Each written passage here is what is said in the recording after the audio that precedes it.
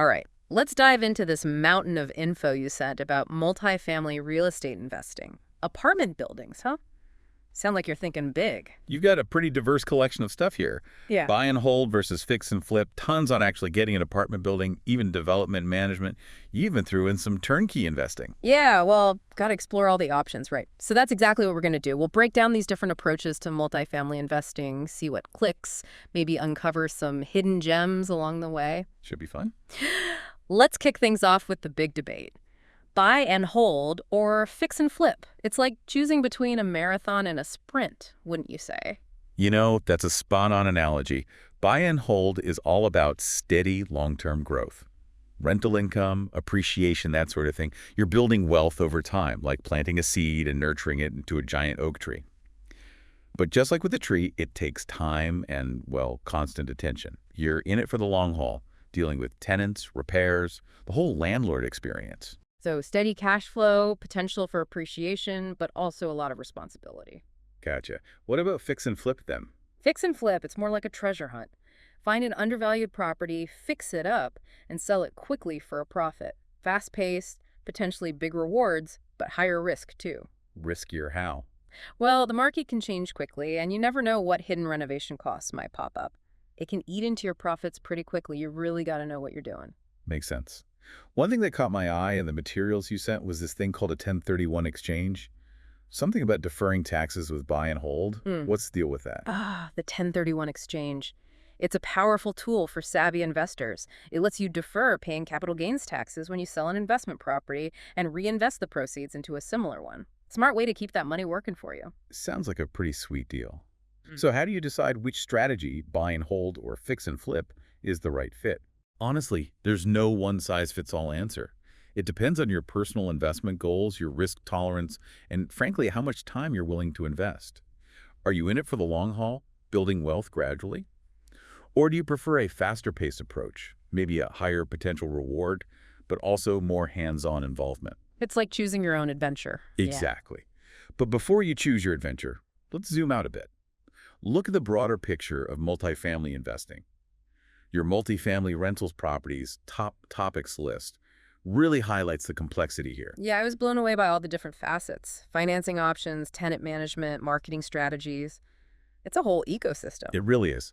Multifamily investing is a business, no doubt about it. You got to approach it strategically, do your homework, and be prepared to put in the work. No matter which path you choose, buying, developing, even turnkey, there's a lot to learn. Speaking of turnkey investing, that was something I was particularly curious about. What's the lowdown on that? Turnkey investing. Think of it like buying a business in a box. You're not just buying a building, you're buying a property that's already renovated, it's got tenants, and often it's even managed by a professional property management company. So basically, passive income without the hassle. You could say that.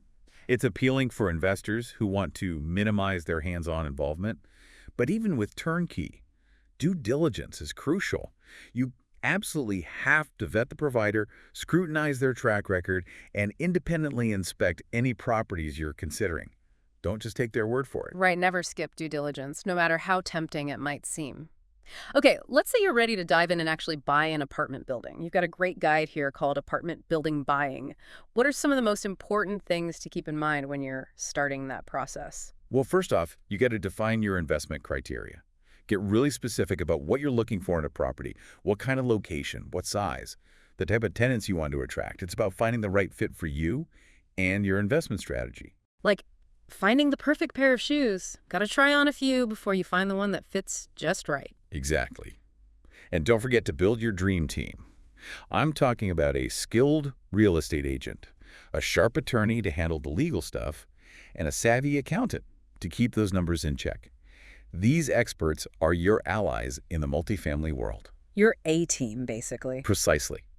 And speaking of essential allies, never underestimate the importance of a thorough property inspection. I know it can be tempting to skip it, save a few bucks, but trust me, it's worth every penny. Why is that? You'd be amazed at the hidden problems an inspection can uncover. Foundation issues, roof leaks, outdated electrical systems, you name it. It's better to know about these things up front so you can factor them into your decision. You don't want to buy lemon, right? Right, that's a good analogy. So far, we've been talking about buying existing apartment buildings, but your materials also delve into developing and managing your own properties. That sounds intense. It is. Developing your own multifamily property is like creating a masterpiece from scratch. It's a whole other level of complexity, but also incredibly rewarding. You have complete control over the design, features, and the overall vision. We're not just buying a property, you're building a legacy. Wow, building a legacy, that's powerful. But where do you even begin with something as ambitious as developing an apartment building? It seems like there would be a million steps involved. The first step is always research. You've got to do your homework, market research, feasibility studies. You need to know if there's a demand for what you envision building before you even break ground. Otherwise, you could end up with a beautiful building that sits empty, and no one wants that. Right, that makes sense. And I imagine financing is a whole other beast when it comes to development projects. Oh, absolutely. Securing financing for development is definitely more challenging than buying an existing property. You're asking lenders to take a bigger risk. You'll need a... Yeah, there's definitely a lot more to uncover. So before we dive into the next phase of our multifamily adventure, let me ask you this. After hearing about all these different approaches, what's resonating with you the most? What kind of multifamily investor are you envisioning yourself to be? That's the million-dollar question, isn't it? Yeah. Take some time to reflect, and we'll pick up where we left off in the next part of our deep dive. All right, welcome back to our multifamily real estate deep dive. In part one, we tackled the buy and hold versus fix and flip debate. We even touched on developing and managing your own properties, the turnkey option. A lot to digest, but now let's get down to brass tacks. Let's say you've got your strategy, your team, and you're ready to hunt for the perfect multifamily property. Where do you even begin? Well, you start by going back to those investment criteria we talked about. Really nail down what you're looking for. Location, size, type of building. Do you want a property that needs some TLC, or are you looking for something move-in ready? And of course, the budget plays a big role, right? Yeah, absolutely. Knowing how much you can invest without overextending yourself is crucial. It's like setting a budget for a shopping spree. You want to find those hidden gems, but without breaking the bank. So you've got your ideal property in mind, you know your budget. How do you actually find potential investments? There are a few avenues you can explore. Working with a real estate agent who specializes in multifamily properties can be a huge help. They've got access to listings, they know the market inside and out, and they can help you navigate the negotiation process. What about online platforms? Sites like LoopNet or Zillow, those seem pretty popular these days. Oh yeah, those online platforms have become invaluable tools for researching and getting a feel for the market. But a word of caution. Don't believe everything you see online. Always do your due diligence and verify the information before making any decisions. Speaking of due diligence, let's say you've found a few properties that look promising on paper. How do you go beyond the surface and really determine if they're good investments? Time to put on your detective hat and dig into the numbers. You want to analyze the financial performance of each property, see if it aligns with your investment goals. One of the key metrics to look at is the net operating income, NOI for short. NOI. Sounds like something our accountants would love. Break it down for us. Sure. The NOI tells you how much profit the property generates before you factor in debt service. It's calculated by subtracting operating expenses from the gross income. Think of it as the property's income after paying its bills. Gotcha. So a higher NOI generally means a more profitable property. Generally, yes. But we can't stop there. We also need to consider the capitalization rate, or cap rate for short. That's the NOI divided by the purchase price. The cap rate gives you a quick snapshot of the property's potential return on investment. Okay, so a higher cap rate equals a better potential return. It's like comparing interest rates on savings accounts. You got it. But just like interest rates can vary, cap rates can fluctuate depending on the location, property type, and market conditions. It's not a one-size-fits-all metric, so do your research. And let's not forget the property itself. A thorough inspection seems crucial in this evaluation process. Couldn't agree more. An inspection can uncover hidden problems that could turn into financial headaches down the road. Think of it as a health checkup for the building. You're looking for signs of deferred maintenance, things like cracks in the foundation, roof leaks, outdated electrical or plumbing systems. Addressing these issues up front can save you a ton of money in the long run. It sounds like a thorough inspection is worth its weight in gold when it comes to evaluating potential investments. So let's say you found a property you love, the numbers look good, the inspection checks out. Now comes the big hurdle, financing. Financing, the lifeblood of real estate investing. It can be daunting, but don't worry, we'll break it down. There are a variety of financing options available, each with its own pros and cons. Traditional bank loans are probably the most familiar route, right? They are. especially for experienced investors. Banks have established lending criteria, and they typically offer competitive interest rates. But they can also be more stringent with their requirements, which can be challenging for newer investors. So what about those who might not meet the bank's requirements? What other options are out there? Private financing can be a good alternative. Private lenders are often more flexible with their terms, but they usually charge higher interest rates. It's like borrowing from a friend or family member. Might cost you a bit more, but they're more understanding of your situation. You also mentioned creative financing strategies like seller financing. What does that entail? Seller financing is an interesting option where the seller of the property acts as the lender. It can be a win-win for both parties. The seller might get a higher selling price, and the buyer bypasses the traditional financing hurdles. It's like striking a deal directly with the property owner, a more personalized approach. Sounds almost too good to be true. Are there any potential downsides to seller financing? Of course. Like with any financial arrangement, there are pros and cons. Seller financing can be more complex, so it's important to have a well-structured agreement that protects both parties. Having your attorney review the agreement is a must. Makes sense. We briefly touched on partnerships earlier. How do those work in terms of financing real estate investments? Partnerships can be powerful. They allow investors to pool their resources, share the risks and rewards, and tackle larger projects than they might be able to individually. It's like assembling a team of superheroes to conquer a challenge. Strength in numbers, right. So it seems like finding the right financing is a personalized journey, just like the rest of the multifamily investing process. Absolutely. There's no one-size-fits-all solution. Explore your options, compare terms, and choose the path that aligns with your individual needs and circumstances. It's about finding the key that unlocks your real estate dreams. Okay, so you've secured financing, you're ready to take ownership, but that's just the beginning, right? Now there's a whole world of property management to consider. You're exactly right. Financing is just one piece of the puzzle. Successfully navigating property management is essential for maximizing your returns and minimizing those headaches. It's where the rubber meets the road in multifamily investing. Let's dive into that exciting world, but before we do, I want to circle back to something we discussed earlier, the importance of due diligence. Ah, yes. Due diligence. It's the bedrock of sound real estate investing. It's about thoroughly investigating a property before you commit to buying it, like a detective gathering evidence before solving a case. So going beyond the surface and uncovering any hidden problems or risks that could impact the profitability of the investment, looking for those red flags before you sign on the dotted line. Exactly. Due diligence goes beyond just a physical inspection. You're reviewing financial records, examining lease agreements, verifying tenant information, and researching local market conditions. You're piecing together a complete picture of the property and its potential. Can you give us some specific examples of what investors should be looking for during the due diligence process? What are some of those red flags that might signal trouble? When you're reviewing financial records, make sure you verify the accuracy of the income and expense statements provided by the seller. Don't just take their word for it. Ask for supporting documents, like bank statements and tax returns. Look for inconsistencies, anything that seems out of place. It's like checking a restaurant's hygiene rating before you decide to eat there. And what about the physical condition of the property? What should raise red flags during an inspection? Definitely keep an eye out for signs of deferred maintenance. Cracks in the foundation, leaks in the roof, outdated plumbing and electrical systems. These issues can be costly to fix and might indicate a bigger underlying problem. Imagine buying a beautiful antique chair only to find out it's infested with termites, not a pleasant surprise. Tenant issues can also be a major headache for landlords. How can investors assess the quality of existing tenants during due diligence? That's a great question. Reviewing the lease agreement is crucial. Make sure they're in order, tenants are paying rent on time, and there aren't any unusual clauses or terms. It's like checking references before hiring a new employee.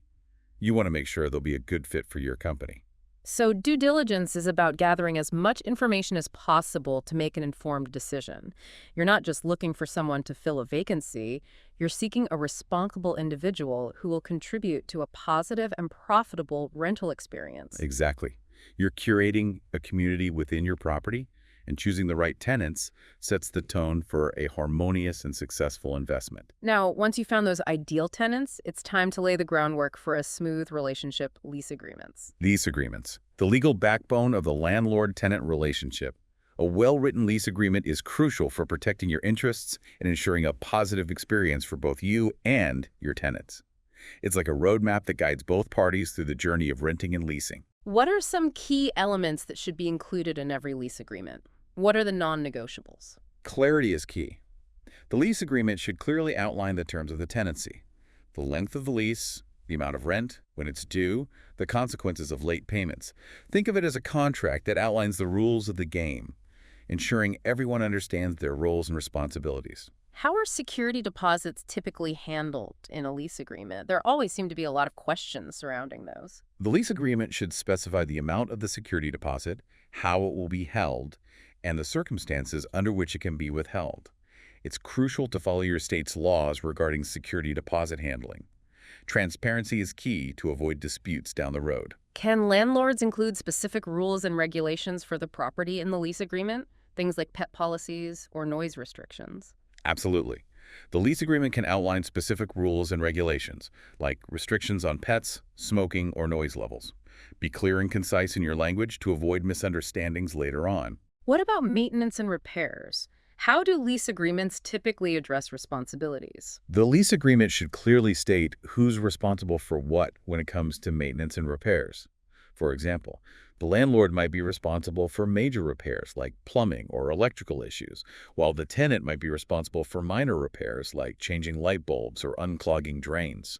A clear division of responsibilities helps prevent confusion and ensures things get taken care of promptly. So it's about creating a lease agreement that's a win-win for both parties, protecting your investment while ensuring your tenants clearly understand their responsibilities. Exactly. A well-written lease agreement can prevent misunderstandings, minimize disputes, and foster a harmonious landlord-tenant relationship, which ultimately benefits everyone involved. Speaking of landlord-tenant relationships, open communication seems essential for a positive experience. Communication is key to any healthy relationship, and it's no different in the landlord-tenant dynamic. Being responsive to tenant concerns, addressing maintenance requests promptly, and keeping them informed about important updates or changes concerning the property fosters trust and respect. Of course, we can't forget about rent collection, the lifeblood of any rental property. Rent collection, the heart of the business. Establishing clear procedures for rent collection, whether it's through online payments, mail-in checks, or in-person drop-offs, ensures a consistent and transparent process. Being consistent in enforcing late fees and communicating clearly with tenants who fall behind on rent helps maintain a healthy financial flow. It sounds like effective property management requires a diverse skill set, a blend of business acumen, communication skills, and a touch of empathy. It's a multifaceted role that demands attention to detail, proactive communication, and a genuine desire to create a positive living experience for your tenants while protecting your investment. It's like being the mayor of a small town. You're responsible for the well-being of your residents and the overall success of the community. Now, let's address a topic that can be a bit uncomfortable, but is sometimes a necessary part of being a landlord: evictions. Evictions are never ideal, but unfortunately, they're sometimes unavoidable. It's a last resort when a tenant repeatedly violates the terms of the lease agreement, such as failing to pay rent, damaging the property, or engaging in illegal activities. When does it become clear that eviction is the only option? What are the steps involved in that process? Eviction is a last resort, only pursued after all other attempts to resolve the issue have failed. It's important to remember that eviction laws vary from state to state, so understanding the specific laws in your area is crucial. Consult with an attorney specializing in landlord-tenant law to ensure you're following the proper procedures and protecting your legal rights. It sounds like a complicated process, both legally and emotionally. It can be. It's essential to approach evictions with sensitivity and professionalism while adhering to the law. Remember, it's a business decision, not a personal one. So, while evictions are a reality of being a landlord, hopefully careful tenant screening, clear lease agreements, and open communication can minimize the likelihood of having to go through that process. It's about being proactive and setting the stage for successful landlord-tenant relationships. Exactly. Focus on prevention, communication, and building a strong foundation for positive relationships with your tenants. That's the best way to minimize the chances of ending up in an eviction scenario. Now let's shift our focus to something a little more uplifting: maximizing rental income. Every investor wants to make sure their property is generating a healthy profit. Maximizing rental income is the ultimate goal. There are several strategies you can implement to boost your profits without sacrificing tenant satisfaction. Remember, happy tenants are more likely to stay longer. reducing vacancy rates, and increasing your overall profitability. What are some creative ways to make your properties stand out in a competitive rental market? How do you go beyond just offering competitive rents in a well-maintained property? It's all about understanding the needs and desires of your target tenants and exceeding their expectations. If you're targeting young professionals, consider offering amenities like co-working spaces, fitness centers, or even on-site dog parks. These amenities not only attract tenants but also justify higher rental rates.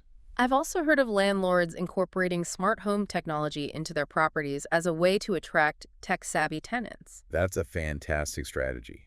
Smart home features like keyless entry, smart thermostats, and even voice-controlled lighting can appeal to tech-savvy tenants and create a more convenient, energy-efficient, and modern living experience. It's amazing how technology is transforming the rental experience for both landlords and tenants. And speaking of technology, I've noticed more landlords are using online platforms to manage their properties and interact with tenants. Absolutely. Property management software and online portals have become indispensable tools for landlords, especially those self-managing.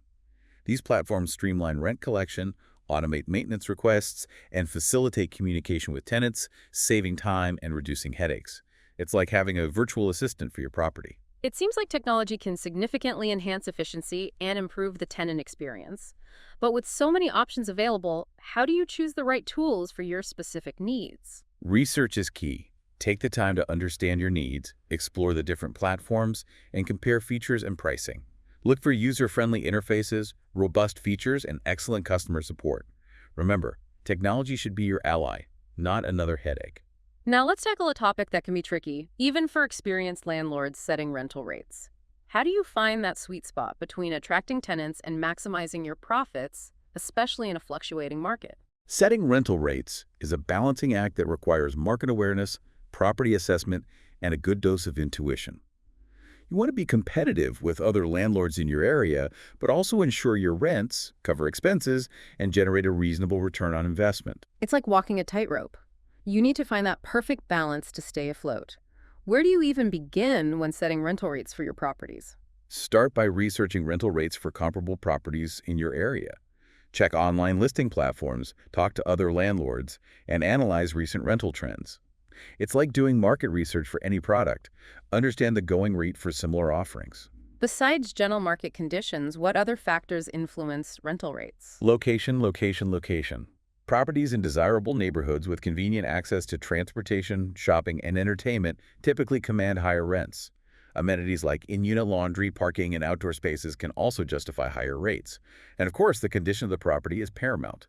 Well-maintained units with updated features will attract tenants willing to pay a premium. It sounds like setting rental rates is an ongoing process, a dance between market awareness, property evaluation, and understanding tenant expectations. Exactly. You have to stay informed, adapt to market fluctuations, and regularly evaluate your properties to ensure your rental rates remain competitive while maximizing your returns. Now let's shift gears and talk about something that can be both exciting and daunting, expanding your multifamily portfolio.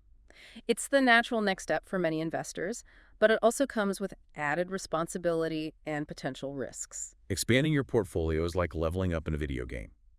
It's challenging, exciting, and potentially very rewarding. It's about leveraging your knowledge, experience, and financial resources to acquire more properties and accelerate your wealth-building journey. But with greater rewards come greater risks, right? What are some of the pitfalls investors should be aware of when expanding their portfolios? It's essential to approach expansion strategically, not impulsively. Blindly jumping into new acquisitions without proper planning can lead to costly mistakes. Define your investment goals clearly, understand your risk tolerance, and ensure your financial foundation is strong enough to support additional investments. So it's not just about accumulating more properties, it's about making strategic acquisitions that align with your overall investment goals. Exactly. Each property you acquire should be a stepping stone toward your ultimate objective, whether that's generating passive income, building long-term wealth, or creating a legacy of real estate success. Once you have a clear vision for expansion, where do you start looking for new opportunities? Is it similar to finding your initial investment property? Many paths lead to potential acquisitions. Lean on your real estate agent, their network, and market knowledge to identify properties that fit your criteria. Network with other investors, attend industry events, and explore online listing platforms. Be open to different approaches and opportunities. And of course, due diligence becomes even more critical when you're expanding your portfolio and taking on more risk. Absolutely. Due diligence is your shield against costly surprises. Thoroughly vet each property, analyze the financials, conduct inspections, and research the local market conditions. Don't let the excitement of expansion overshadow the need for caution and thoroughness. Financing multiple properties also seems like a considerable hurdle. It can be, but don't worry, there are lenders who specialize in multifamily financing, and a skilled mortgage broker can be your guide through this intricate landscape. They can help you secure the best loan options for your specific needs and ensure you're not overextending yourself financially. Expanding your portfolio is a significant step in your real estate journey, but it seems like careful planning, due diligence, and a strong team of advisors can mitigate many of the risks. Exactly. Expansion is about taking calculated risks, not reckless leaps. With the proper preparation and guidance, it can be a rewarding way to accelerate your wealth-building journey and achieve your financial goals. We've covered a lot of ground in this part of our deep dive, from finding and evaluating properties to understanding financing options and even considering portfolio expansion. But the journey's not over yet. There's more to explore when it comes to property management and maximizing your returns. Are you ready to continue our exploration? Absolutely. There's still much to uncover in the world of multifamily investing. Let's dive into the next phase of our journey. All right, welcome back to the final stretch of our multifamily real estate investing deep dive. We've covered a ton of ground: buy and hold, fix and flip, finding properties, financing, due diligence, property management, the works. But we're not quite done yet. We've still got some exciting stuff to explore, like maximizing rental income and making sure your investments thrive in the long run. We've laid a solid foundation, that's for sure. Yeah.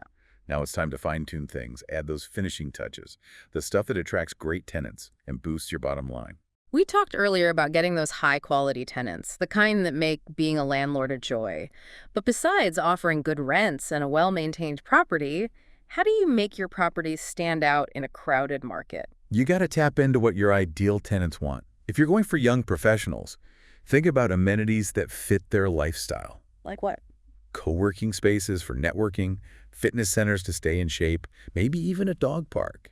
It's about creating a community that caters to their needs. That's a great point. I've also heard about landlords adding smart home tech to attract tech-savvy renters. Is that becoming a thing? Oh, absolutely. Smart home tech is a game changer. It's all about convenience and that modern living experience. Give me some examples. Keyless entry for security, smart thermostats to save on energy bills, even voice controls lighting. It's all about that modern, efficient, appealing vibe. Sounds pretty cool. So technology has really shaken things up in the rental world, huh?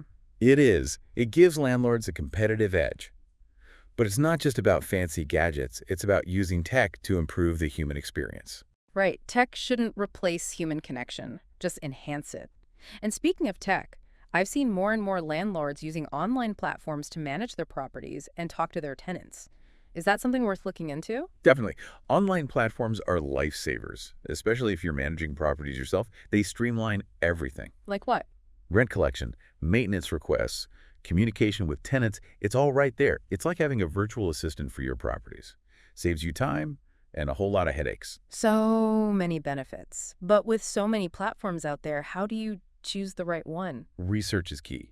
Just like you wouldn't buy a car without test driving it, don't commit to a platform without exploring its features and benefits. Look for something user-friendly, with the features you need, and good customer support. You want technology to be your friend, not your enemy. Okay, good advice. Now, let's talk about something that can be a bit tricky: setting rental rates. How do you strike that balance between attracting tenants and maximizing profits, especially when the market's always changing? Setting rental rates is a balancing act. You want to be competitive, but you also need to make sure you're covering your expenses and making a profit. It's about finding that sweet spot. So where do you start? How do you figure out what the right rent should be? Do your research. Check out what comparable properties in your area are renting for. Look at online listings, talk to other landlords, see what the market trends are. It's like doing market research for any product. You need to know what people are willing to pay. What else besides the general market affects rental rate? Location is huge. Properties in desirable neighborhoods, close to transportation, shopping, entertainment, those usually command higher rents. Amenities matter too. In-unit laundry, parking, nice outdoor spaces, those can justify higher rates. And of course, the condition of your property is key. If it's well maintained and updated, tenants will be willing to pay more. So basically, it's an ongoing process. You got to stay on top of the market and adjust accordingly. Exactly. It's a dance. You're always analyzing, evaluating, and adjusting to keep those rents competitive while maximizing your returns. Makes sense. Now, let's talk about scaling things up, expanding your multifamily portfolio. That's a big step, a natural progression for successful investors.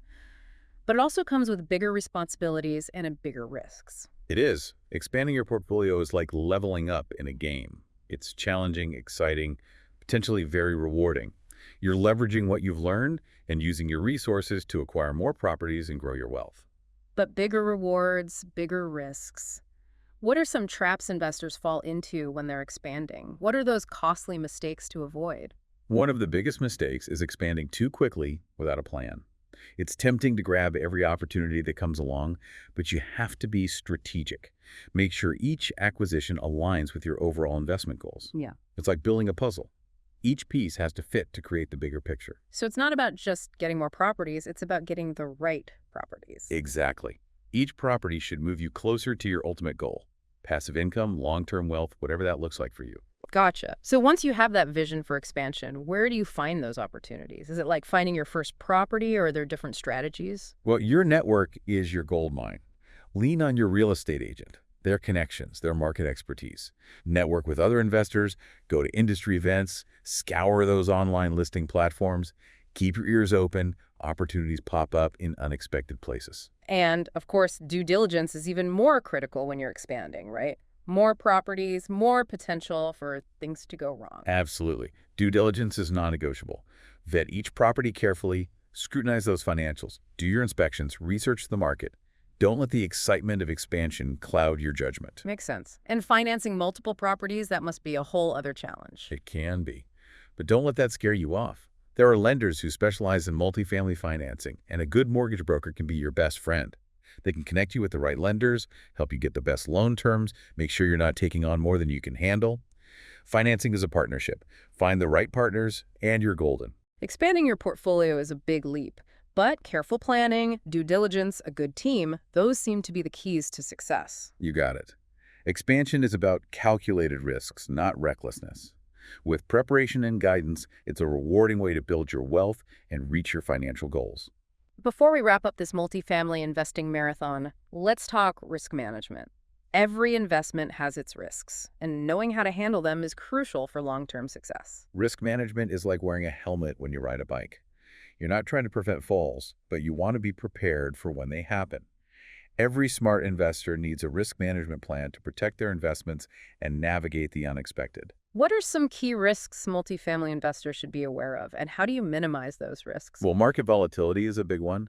The economy, interest rates, even shifts in demographics can affect property values and how much demand there is for rentals. Diversifying your portfolio, doing your market research, staying informed about economic trends, those can help lessen the impact of market swings. What about problem tenants? Those can be a nightmare for landlords. How can investors protect themselves from those situations? Thorough tenant screening is key. Credit checks, background checks, verifying employment and rental history, that can help weed out those potentially troublesome tenants. And having clear lease agreements that spell out expectations and consequences for violations is crucial. An ounce of prevention is worth a pound of cure, as they say. And what about those unexpected events, like natural disasters or major repairs? Those can really throw a wrench in things. That's where insurance comes in. Make sure you have enough coverage for your properties, including protection against natural disasters, liability claims, and loss of rental income. And having a reserve fund for unexpected repairs is always a good idea. It's like a rainy day fund for your properties. So risk management is all about anticipating those potential challenges, taking steps to minimize them, and having a plan for when those unexpected things happen. Exactly. It's about being prepared, not paralyzed by fear. A solid risk management plan will give you peace of mind and help you navigate the complexities of multifamily investing with confidence. Well, I think we've pretty much covered it all when it comes to multifamily real estate investing. We've analyzed strategies, talked about finding and evaluating properties, securing financing, managing your investments, even mitigating risks. What a journey. It has been a deep dive. But remember, this is just the beginning. Real estate is always evolving, so stay curious, keep learning, and don't be afraid to adapt your strategies as the market changes. And most importantly, remember that real estate isn't just about numbers and profits. It's about creating communities, building relationships with your tenants, and making a positive impact. Well said. Keep that big picture in mind as you start your multifamily investing adventure. Invest wisely, manage responsibly, and create a legacy you can be proud of. And on that note, we've come to the end of our multifamily real estate investing deep dive.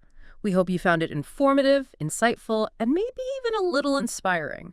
Now go out there and conquer the world of multifamily real estate. Happy investing!